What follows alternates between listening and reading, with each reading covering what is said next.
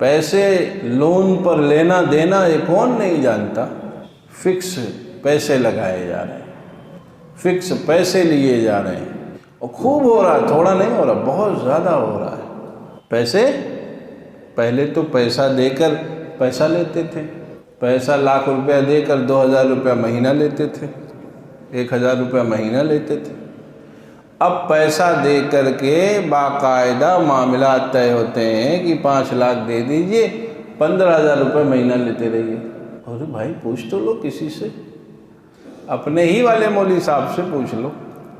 بڑا مسئلہ تو یہ بھی ہے نا، لوگ کہتے ہیں ہم انہیں مولوی صاحب الگ ہیں، اپنے ہی والے سے پوچھ لو بھائی یہ جائز کہاں سے ہو گیا؟ یہ فکس پیسے لگا کر فکس پیسے وصول، اور بہت ہو رہا، تھوڑا نہیں۔ ایک گھر کے بعد دوسرے گھر میں لوگ یہ کام کر رہے ہیں، 2 گھر چھوڑ کر تیسرے گھر میں یہ کام ہو رہا ہے، فکس پیسے لیے جا رہے ہیں۔ کہتے ہیں جھنجھٹ سے ہم کو مطلب نہیں ہے، مولوی صاحب یہ 5 لاکھ لے لیجئے، وہاں تجارت والے سے کہتے ہیں یہ 10 لاکھ لے کو ہم کو 25,000 روپے مہینہ دینا، اور ہم کو کچھ نہ بتاؤ نفع نقصان، ہم نہیں جانتے۔ یہی تو مال حرام ہے بھائی، یہی مال حرام ہے۔ حرام مال لاتے ہیں، کھاتے ہیں، اپنی اگلی نسل کو کھلاتے ہیں، گھر والوں کو کھلاتے ہیں۔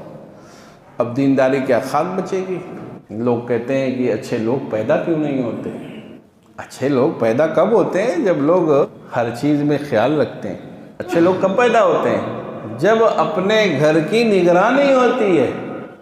اچھے لوگ جب پیدا ہوتے ہیں جب ایک سے لے کر آخر تک، باہر سے لے کر اندر تک، کھانے پینے سے لے کر رہنے تک کی چیزوں کو غور سے دیکھا جاتا ہے، مال حرام سے بچایا جاتا ہے، تب اچھے افراد پیدا ہوتے ہیں۔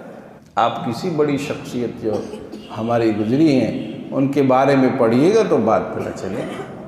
مجھے یاد آیا خواجہ معین الدین چشتی رحمۃ اللہ علیہ کے سلسلے میں لکھا ہے، ان کی والدہ وضو کے ساتھ انہیں دودھ پلایا کرتی تھی۔ اب تو بغیر وضو کے نماز پڑھی جا رہی ہے، تو بغیر وضو کی امامت ہو رہی، کائے کا حلال کائے کا حرام، کہہ رہے سب فلٹر ہو جائے گا۔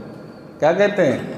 ایک صاحب مجھے اب تو شہر نہیں یاد آ رہا کہ شہر کی بات ہے، کہا کہ ایسے ہی بات ہوئی، میں نے کہا فلاں مد کی رقم ہے، کہا سب دے دیجئے، فلٹر مشین لگی ہے ہمارے یہاں، سب پیسہ فلٹر ہو جاتا ہے۔